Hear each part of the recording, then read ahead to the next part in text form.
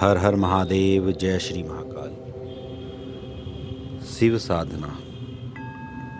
शिव साधना की शुरुआत करने से पहले आपको शिव पुराण का पाठ करना चाहिए। शिव जी के 108 नाम, शिव जी के सहस्त्र नामों का पाठ करना चाहिए। उनके जितने भी स्तोत्र हैं सभी का पाठ करना चाहिए।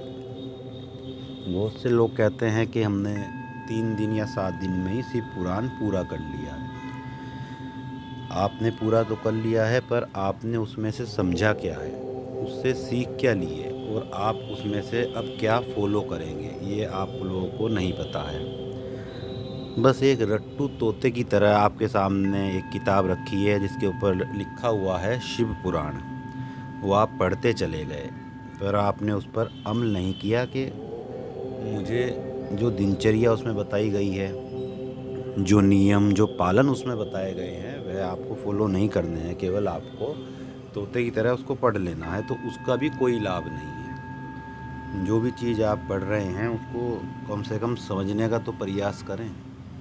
उसमें क्या शिव कथा बताई गई है, उसमें कितने दिव्य मंत्र बताए गए हैं, पंचाक्षर मंत्र, एकादश मंत्र और भी बहुत सारे मंत्र हैं जिसका विधि विधान से कैसे जाप किया जाना चाहिए। माता पार्वती ने किस मंत्र का जाप किया था, किस मंत्र की तपस्या करके शिव जी को प्रसन्न किया था, बहुत सारे गहरे रहस्य उसमें छुपे हुए हैं।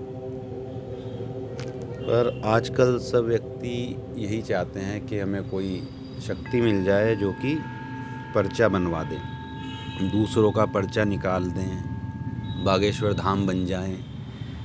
बागेश्वर धाम जो है वह बचपन से ही उसके पास शक्तियां हैं, क्योंकि उसके कुल से यह चीज़ चली आ रही है। जो दरबार की परंपरा है उसके कुल से ही चली आ रही है। 16-17 साल की उम्र से उनके पास यह शक्ति है और उनके पिछले जन्म का पता नहीं कितना पुण्य है जो उनको इस जन्म में इतनी प्रसिद्धि हासिल हुई है।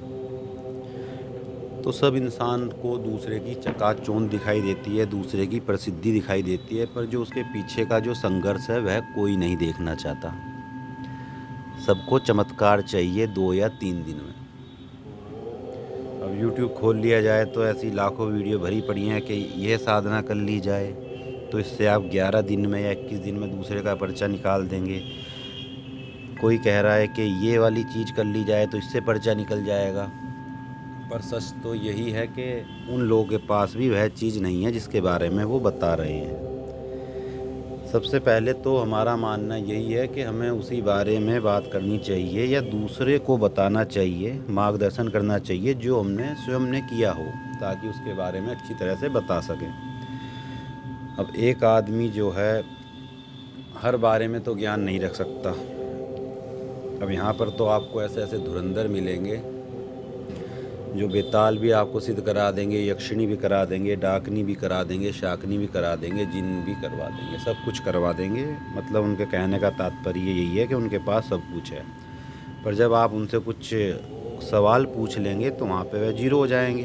फिर वो कहेंगे कि आप कुतर्क कर रहे हैं, ये कर रहे हैं, वो कर रहे हैं। जब आप लोगों ने स्वयं ने वह चीज़ सिद्ध नहीं करी तो आप कैसे दावे के साथ कह सकते हैं कि यह चीज़ करने से आपको ये चीज़ सिद्ध हो जाएगी। सबसे पहले तो आपको वह खुद करना चाहिए, जभी तो आप दूसरे को बता पाएंगे। अभी कहानी है कि एक लड़का था जिसको नदी पार करनी थी, पर वह घबरा रहा था कि मैं नदी पार कैसे करूं। उसको शंका थी, डर था कि वह कहीं डूब ना जाए।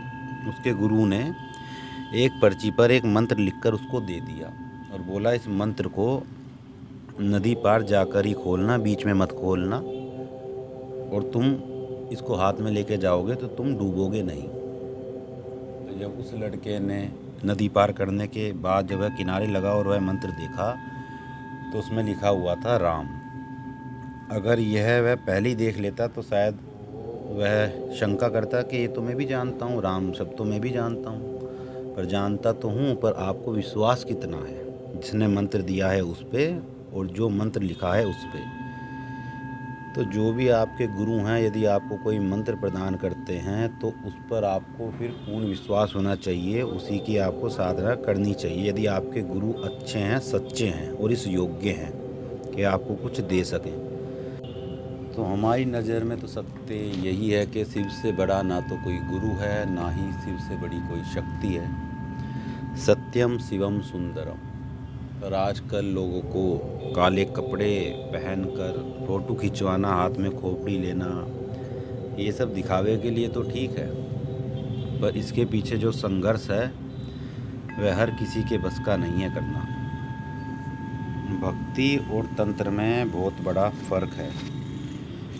हमारी बहुत लोगों से बात भी हुई है, बड़े बड़े अघोरियों से भी बात हुई है, जिसमें से कुछ का कहना था कि तंत्र में भाव की ज़रूरत नहीं होती और भक्ति में भाव चाहिए। और हमारा मानना यह है कि जब तक आपके भाव ही नहीं होंगे किसी शक्ति में, किसी देव में, तो आप कैसे उसकी सिद्धि या कृपा कैसे प्राप्त कर पाएंगे। अब उनका तो यह सिस्टम है कि बलि दे दी और कार्य निकलवा लिया, और जिसमें बलि देने की क्षमता हो वह बलि दे लीजिए।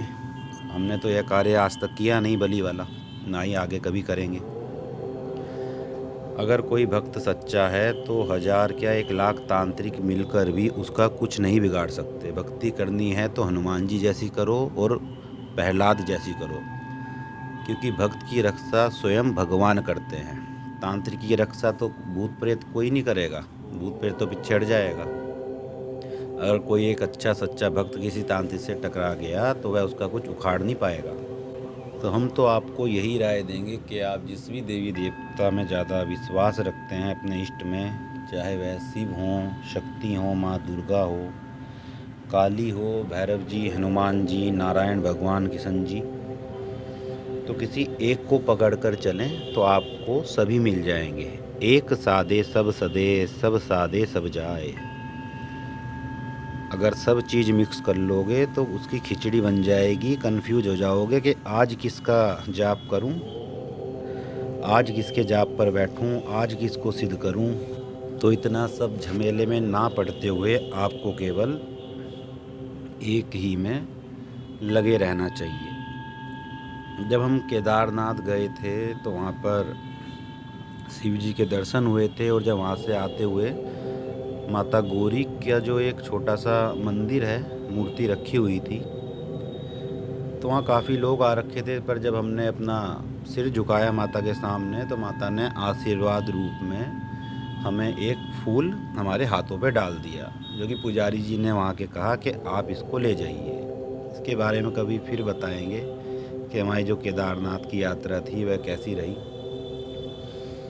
तो दोस्तों, मित्रों, बात यही है कि भक्ति जो है हर किसी को प्राप्त नहीं होती। भक्ति उसे ही प्राप्त हो सकती है जिसके पिछले जन्म के कर्म अच्छे रहे हों, जो पहले भी साधक रह चुका हो। हमारी भी बड़े बड़े अघोरियों से बातें हुई हैं, बहुत से लालच भी दिए हैं कि आप ये चीज़ कर लीजिए, ये हो जाएगा, वो चीज़ कर लीजिए, ये बलि दे लीजिए। पर जो हमारी आत्मा है वह इस चीज़ के लिए कहीं ना कहीं उन्होंने मना कर दिया कि यह चीज़ें गलत हैं।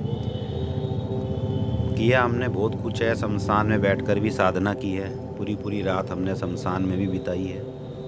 पर जब आप पूरी पूरी रात शमशान में बिताओगे तो फिर आप गृहस्थी में नहीं रह सकते, फिर आपको अलग ही रहना पड़ेगा, क्योंकि शमशान से जुड़ी कुछ ऐसी चीज़ें होती हैं जो आपको गृहस्थी में नहीं रहने देती। ये बात बिल्कुल सत्य है।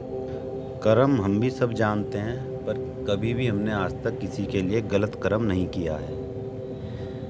तो भक्ति ही सर्वश्रेष्ठ है। भक्ति आप लोगों को करनी चाहिए। भगवान सब कुछ देते हैं, ज़्यादा लालच करके कुछ फ़ायदा भी नहीं है।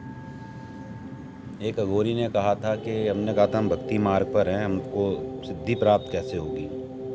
तो बड़े ज़ोर से वह हंसे और उन्होंने कहा कि भक्ति से मुक्ति और मोक्ष मिलता है, सिद्धि नहीं मिलती। सिद्धि के लिए तो तुमको शमशान में जाना पड़ेगा, ये करना पड़ेगा, वो करना पड़ेगा। तो उनका वो मत रहा होगा, क्योंकि उनके गुरु ने उनको ऐसा ही सिखाया है। गलती उनकी भी नहीं है इसमें। पर जिसका जैसा मन है, जिसका जो मन करता है करने का, वो कीजिए, जहाँ आपको लगता है आपका भला हो सके और आप दूसरे का भी कुछ भला कर सकें। कहीं इस तंत्र के माया जाल में फंसकर कहीं ऐसा ना हो जाए कि आप अपना तो बेड़ा गर्क कर ही लें और अपनी पीढ़ी को भी ले डूबें। तो दोस्तों, आज की वीडियो में इतना ही। मिलते हैं आपसे अगली वीडियो में। हर हर महादेव, जय श्री महाकाल।